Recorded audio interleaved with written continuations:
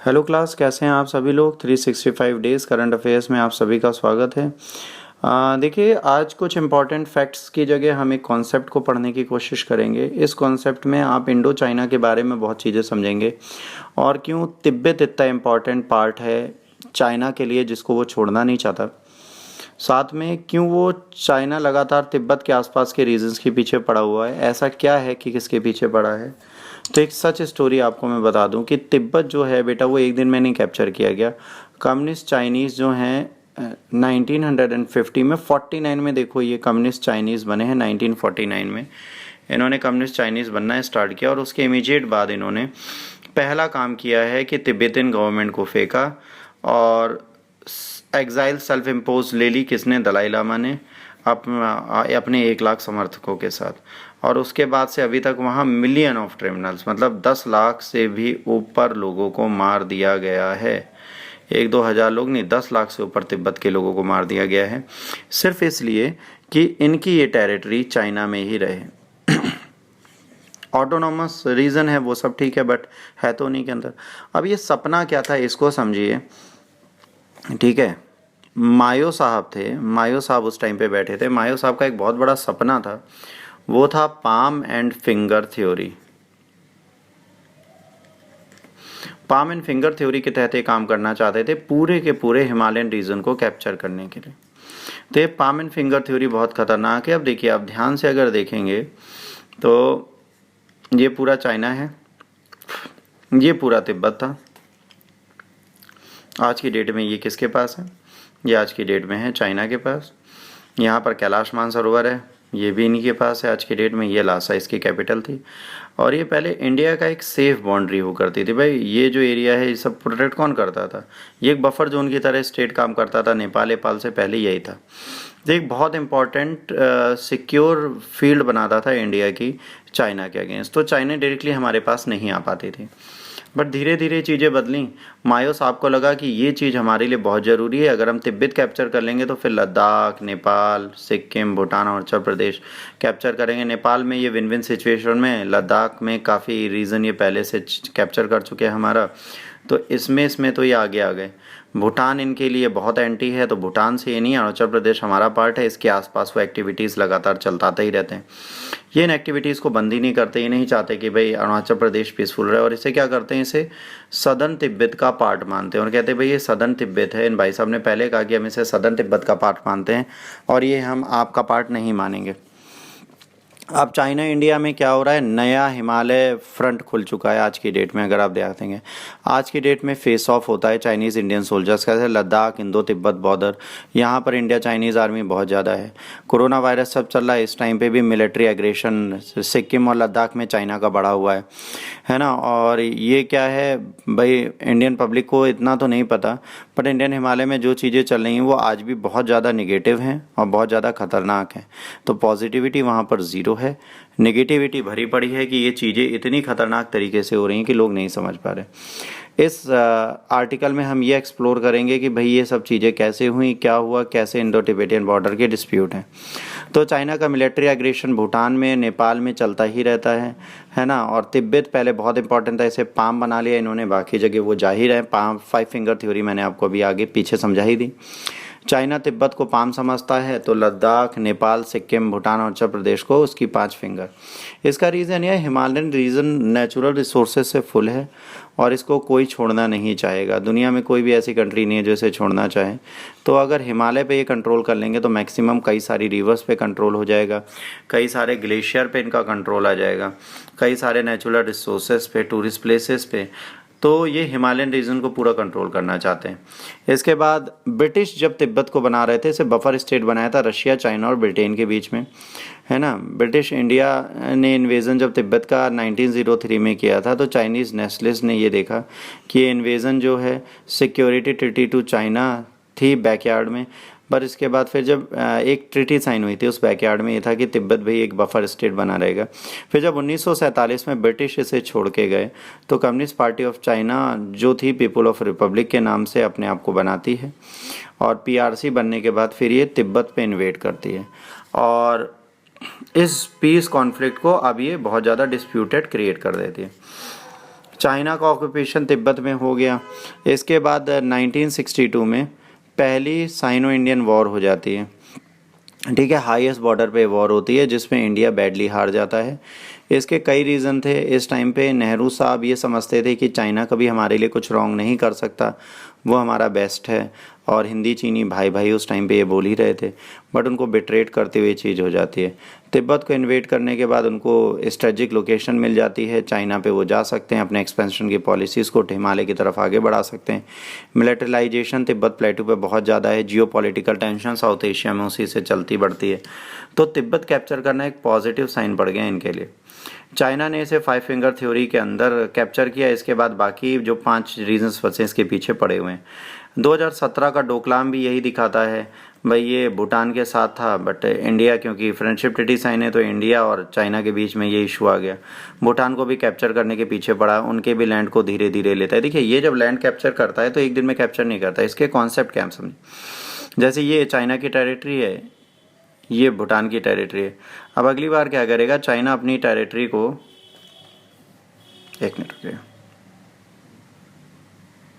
अब ये क्या करेगा, चाइना अपनी टेरिटरी को बेटा यहाँ तक बढ़ा लेगा टेम्परेरी बना के, तो लोगों को लगेगा भाई टेम्परेरी है कोई दिक्कत नहीं है, फिर यहाँ पर इसे परमानेंट कर देगा, मतलब इसको भी रेड मार्क से कर देगा। तो उसके बाद जब कोई पूछेगा कि भैया ये तो आपने टेम्परेरी बनाया था, हमने इसलिए आपको नहीं बोला, जब इसे रेड मार्क कर देगा तब भाई चाइना का बॉर्डर यहाँ तक है। तो वो धीरे धीरे कैप्चरिंग बढ़ाता है, एक दिन में नहीं बढ़ाता, ये चीज़ समझनी पड़ेगी। बहुत स्लो कैप्चरिंग होती है इसकी, ये स्लोली बढ़ाता जाता और चीज़ें बढ़ती चली जाती हैं। तो इस तरह कैप्चरिंग करता है, एक दिन में नहीं करता।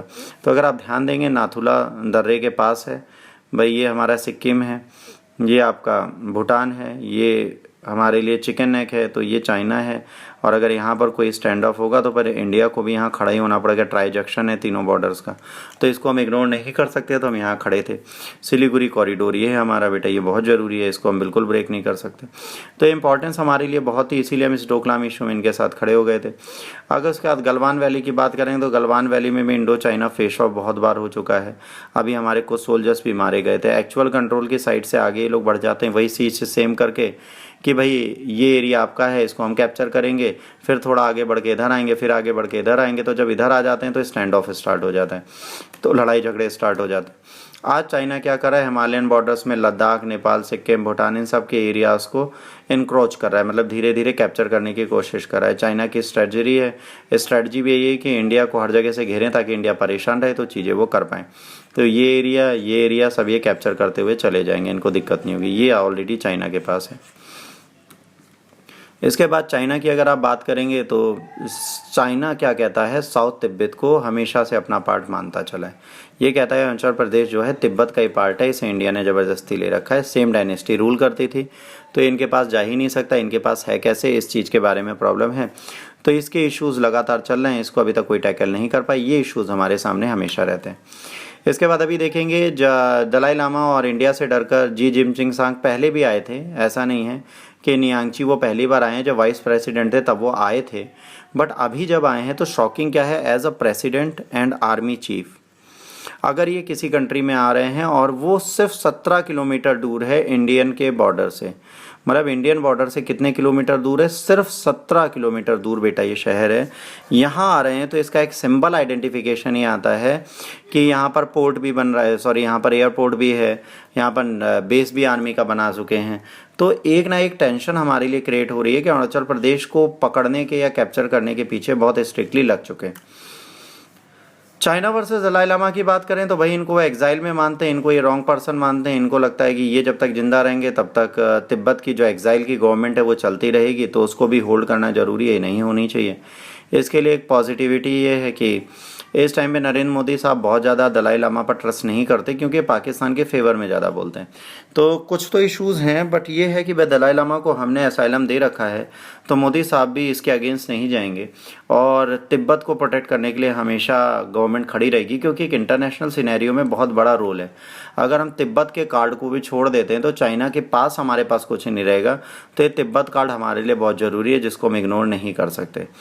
बाकी मोदी साहब को भी ये चीज़ समझ में आती है कि इंटरनेशनल रिलेशंस में एनिमी इज़ आर फ्रेंड। तो भाई तिब्बत के दलाई लामा साहब जो हैं चाइना को नहीं पसंद करते, तो भाई हमारे इंडिया के लिए हमेशा अच्छे रहेंगे। और जब से एग्जाइल में आए थे हम इनके चक्कर में एक वॉर भी लड़ चुके हैं, तो ये सारी चीज़ें हमें समझनी पड़ेगी। इसके बाद तिब्बत की बात करेंगे। तिब्बत जब पहले था तो 3488 किलोमीटर की डिफेंस लाइन बनाता था लद्दाख टू अरुणाचल प्रदेश। फिर जब ये कैप्चर कर लिया गया तो इसके बाद ये चीज़ें ख़त्म हो गई। चाइनीज़ लीडरशिप ने रिकॉग्नाइज़ किया कि भाई ये बहुत कोर इशू है नेशनल सिक्योरिटी का साउथ एशिया में। तो इन्होंने कहा कि इंडिया को न्यू पॉलिसी में क्राफ्ट करते हैं और हम कोशिश करते हैं कि इंडिया के साथ जितने बाकी एरिया बच रहे हैं उनको भी कैप्चर कर लें। और इसको कैप्चर करने के कई तरीके हैं, हिस्टोरिकल भी कर सकते हैं, नॉन हिस्टोरिकली भी कर सकते हैं। अब चाइना के पास और भी बहुत बड़े बड़े ट्रम्प कार्ड हैं जिसको वो खेल सकती है। पहला है रिवर कार्ड। तो ये रिवर का कार्ड खेल सकती है। ब्रह्मपुत्र रिवर जो है बेटा, जिसे यांग जो हो बोलते हैं, ये यहाँ से होते हुए जब आती है और जब ये इंडिया में घुसती है तो इसका नाम ब्रह्मपुत्र हो जाता है। ब्रह्मपुत्र पे मिलियंस ऑफ लोगों की लाइफ डिपेंड करती है मैक्सिमम। आप अरुणाचल प्रदेश की बात करेंगे, सिक्किम, कुछ ऐसे स्टेट हैं जहाँ इनकी बहुत इंपॉर्टेंस है। तो पूरा अरुणाचल प्रदेश इसी नदी पे टिका हुआ है, तो इसको हम डिनाई नहीं कर सकते। अब प्रॉब्लम देखिए क्या है, इन्होंने एक डैम ये बनाया, फिर ये बनाया, फिर ये, अब ये। तो ये क्या कर रहे हैं, डैम्स बनाकर इसका वाटर रोक रहे हैं और वाटर कंट्रोल करने की कोशिश कर रहे हैं। क्योंकि चाइना को ये समझ में आ चुका कि वर्ल्ड में अगली बैटल जो होगी वो किसके लिए होगी, वाटर के लिए। तो अगर हम ब्रह्मपुत्र जो एक बहुत बड़ी रिवर है, अगर इसके पानी को रोक देते हैं 4 डैम्स बना के, तो जाहिर सी बात है उसका फ़ायदा हम ही को मिलेगा फ्यूचर में, और इसको किसी लॉस में नहीं देखते। तो इन्होंने ये प्लान बना रखा है कि ये डैम्स बनाते जाएंगे और इन डैम्स के थ्रू ये अपने काम करते जाएंगे। तो देखिए चाइना ने कहाँ कहाँ पानी को कम्प्लीटली ब्लॉक कर रखा है। कई जगह होता है डैम बना रहे हैं, कंप्लीट ब्लॉकेज कर रहे हैं, स्टाफ लिविंग है ना, सीमेंट प्लांट्स लगा रखे हैं, क्रशर्स के 2 आउटलेट्स हैं इनके, अलग इनटेक्स हैं, न्यू रोड्स हैं। तो हर चीज़ ये कर रहे हैं ताकि इस चीज़ को ये प्रॉपर मैनर में कैप्चर कर पाएँ और संभाल पाएँ। तो ये सारी चीज़ें इनकी चलती जा रही हैं। ब्रह्मपुत्र की अगर बात करोगे तो बेटा अरुणाचल प्रदेश, आसाम के लिए बहुत इंपॉर्टेंट है और उसके बाद बांग्लादेश होते हुए चली जाती है। तो इस रिवर की इंपॉर्टेंस हमारे लिए कम नहीं हो सकती। और इस पर अगर ये डैम्स बनाते रहेंगे तो इसका पानी रोक देंगे। जब रोकेंगे तो यहाँ पर पानी रुका रहेगा, जब ज़्यादा होगा तो बाढ़ आ जाएगी। तो ये स्टेट और ये कंट्री सफ़र करेगी ब्रह्मपुत्र के चक्कर में।